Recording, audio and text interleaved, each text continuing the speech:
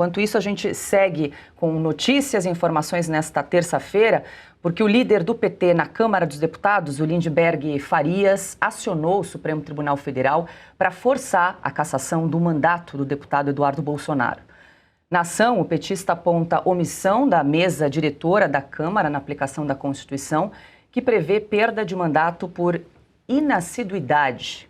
Segundo a petição, a situação de Eduardo já é objetiva e irreversível.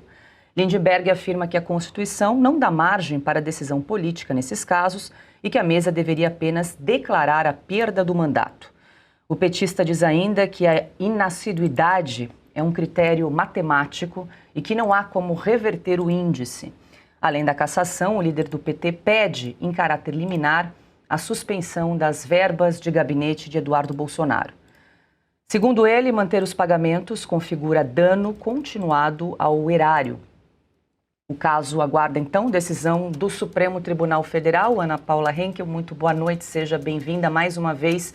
Líder do PT na Câmara, Lindenberg Farias, batendo a porta do Supremo Tribunal Federal, agora pedindo ali, né, uma definição em relação à cassação de Eduardo Bolsonaro, que está nos Estados Unidos desde o mês de fevereiro. O que nós comentamos aqui, né, porque o caso da Carla Zambelli acaba criando um precedente perigoso em relação à determinação e ao poder, à legitimidade que tem a Câmara dos Deputados. Boa noite, Ana.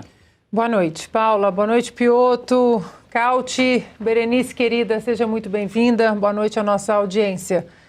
Paula, olha, eu vou confessar para vocês aqui, é tão difícil comentar Lindenberg em 2025, porque é um inútil, né? É um inútil, não serve para nada, não agrega nada. Eu acho, muita gente fala, né, não, a gente tem que viver em blocos, né? O bloco da esquerda, o bloco da direita. Discordância é saudável, né? Eu costumo sempre falar que os americanos adoram a alternância de poder. Provavelmente os republicanos vão perder uma das casas, se não as duas, no ano que vem, nos midterms, porque é isso. O debate saudável, mais programa social, menos, isso tudo, o debate de ideias faz com que cheguemos a boas decisões, algumas ruins, mas boas decisões também. Só que o Lindenberg Farias, ele não faz parte dessa seara política. Ele é um inútil, que não apresenta absolutamente nada, que vive agarrado na barra das togas dos ministros do Supremo Tribunal Federal.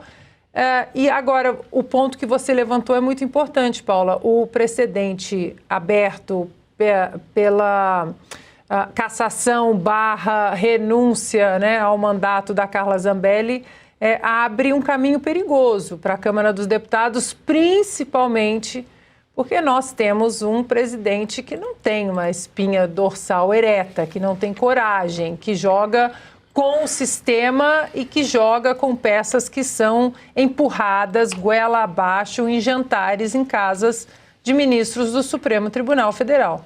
Então, meu comentário sobre Lindenberg Farias é esse. É o máximo que eu posso fazer. Eu vou jogar para Berenice, que está em Brasília, tem a temperatura aí, o termômetro. Como é que está essa situação envolvendo aí, né, a possível cassação de Eduardo Bolsonaro, esse pedido de Lindenberg Farias, mais uma vez, né, batendo a porta do Supremo Tribunal Federal, depois de tudo que a gente acompanhou dessa novela, né, da deputada Carla Zambelli, que teve a cassação rejeitada pela Câmara dos Deputados por falta de quórum, anulação dessa cassação, dessa rejeição, né, por parte do Supremo Tribunal Federal e, na sequência, a revogação, né, do seu mandato pela própria deputada num acordo, né, mediado pelo presidente da Câmara, Hugo Motta. Pois é, Paula, essa questão do Lindenberg Farias, ele já havia ali sofrido uma derrota na Comissão de Ética. Um dos processos, inclusive erguidos pelo Partido dos Trabalhadores, existem outros dois pedindo a cassação do deputado Eduardo Bolsonaro.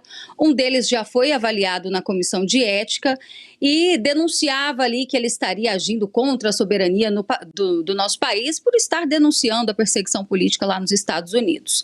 O parecer do relator foi favorável para a manutenção do mandato dele. Isso, claro, contrariou a ala da esquerda, que sempre recorre ao Supremo Tribunal Federal quando perde na votação. E isso é democracia, na opinião deles, né?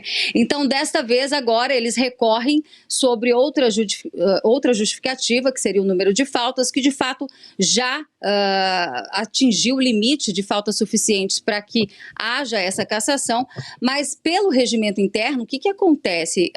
Deve-se fazer uma revisão anualmente, né? E aí essa cassação do deputado Eduardo Bolsonaro deveria acontecer só no ano que vem, em março, que é quando, como eu disse, acontece essa revisão, e aí parlamentares que não teriam cumprido, né, marcado presença suficiente no plenário, seriam cassados. Mas é importante destacar aqui um ponto, porque o deputado Eduardo Bolsonaro, ainda que não estava no Brasil, ele tentou por várias vezes participar das sessões, registrar o seu voto e foi impedido, até porque existe um aplicativo que possibilita que parlamentares possam fazer isso, mesmo não estando no país.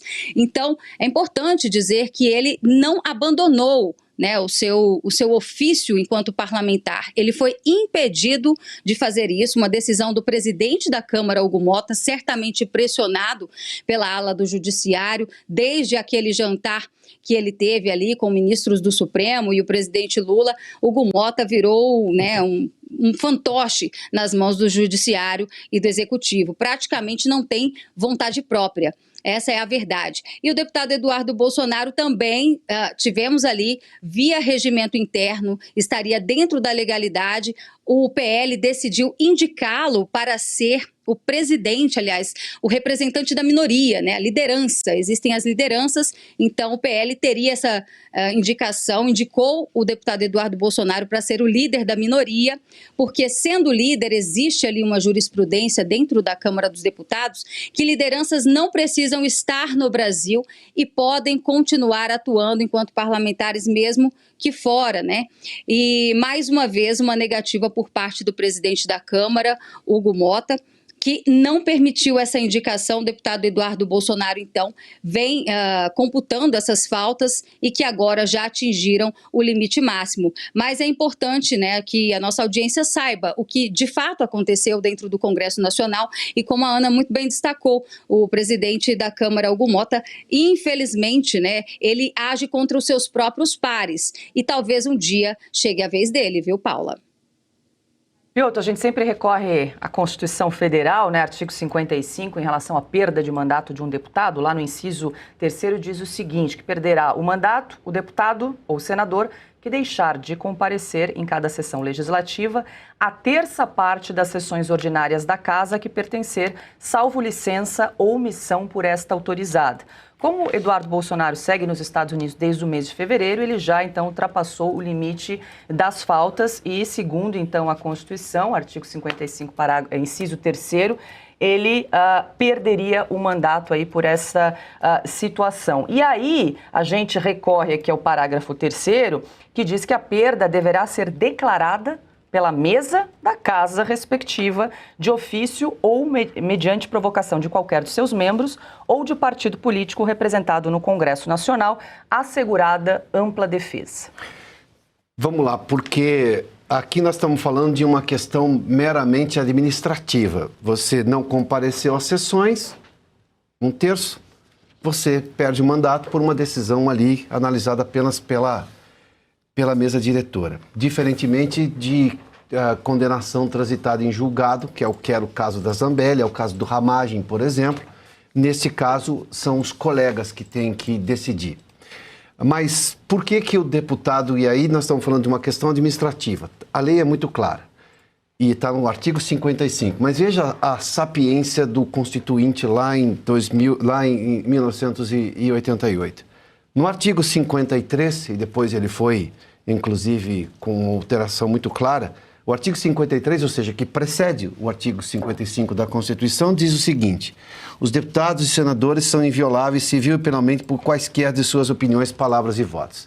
Acontece que o deputado Eduardo Bolsonaro, e eu nem preciso aqui mensurar ou me dedicar a analisar o mérito do que ele disse, o que ele está fazendo nos Estados Unidos, eu nem preciso chegar a esse ponto. Porque, na verdade, se ele voltasse, ele seria preso. Então, ele faltou às sessões, sim, claramente, é uma questão matemática, objetiva, direta, né? Porque ele poderia ser preso se ele voltasse. Mas como que um parlamentar pode ser preso porque está dizendo algo? Não, não pode, no artigo 53. Então, não é meramente uma questão administrativa. Se fosse uma falta deliberada, porque foi passar férias, porque não quis comparecer às sessões, tudo bem. Não, ele estava ativo, discutindo as questões do país, da forma que ele achou que deveria acontecer nos Estados Unidos, denunciando o que se passava aqui no Brasil, o que também não é novidade para ninguém. Então, a questão é política. É uma resposta que o Congresso tem que dar, no caso, especificamente, a Câmara dos Deputados, de eu vou caçar um deputado, sim, por faltas, é uma questão administrativa, mas ele faltou por qual razão? A razão é que ele poderia ser preso, diante de um ativismo judicial que passou de qualquer limite do razoável, se é que ativismo judicial tem que ser razoável, do Supremo Tribunal Federal. Então, quer dizer, não é uma falta deliberada. O acúmulo de faltas não aconteceu de forma deliberada. Aconteceu porque seria preso. E ser preso porque, por alguma medida, por qualquer coisa que disse, não pode acontecer, porque a Constituição, lá no artigo 53, proíbe. Mas isso não importa para o Supremo Tribunal Federal. Daí que a importância, sim, é um julgamento político, uma decisão política da mesa diretora, que ou resguarda, evidentemente, as prerrogativas da Câmara dos Deputados, ou entrega tudo para o Supremo. Ou seja, não é tão simples quanto parece. Não é assim, faltou um terço, já está condenado a perder o mandato. Não, não é. A razão da falta precisa ser levada em conta. E aí sim, há pressões sobre a mesa diretora da Câmara.